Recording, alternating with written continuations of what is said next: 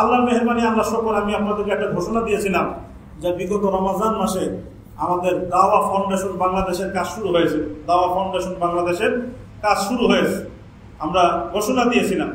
তা আমরা দাওয়া ফাউন্ডেশন বাংলাদেশ পল্লবী শাখার উদ্যোগে আমরা সপ্তাহখানেকের মধ্যেই আমরা বন্যার্ত এলাকায় আমরা কাফেলা পৌঁছাবো ইনশাআল্লাহ, সহযোগিতা পৌঁছাবো ইনশাআল্লাহ। তা আমাদের লোকজন ইনশাআল্লাহ নামাজের পরে বাহিরে থাকবে। আমরা সবাই অংশগ্রহণ করার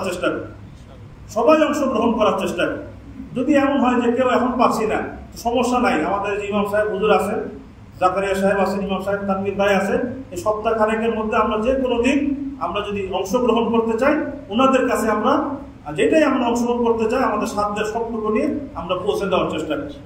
আমরা সবাই এই কাজে, এই মুহূর্তে সবাই আমরা নিয়োগ করি যে আমরা এই বিপদগ্রস্ত মানুষের দিকে আমাদের সাধ্যের সবটুকু নিয়ে আমরা তাদের পাশে থাকার চেষ্টা করবো ইনশাআল্লাহ। আল্লাহ তাআলা আমাদের সবাইকে আমল করার তৌফিক দান। ওয়া আখিরু দাওয়ানা আলহামদুলিল্লাহি রাব্বিল আলামিন।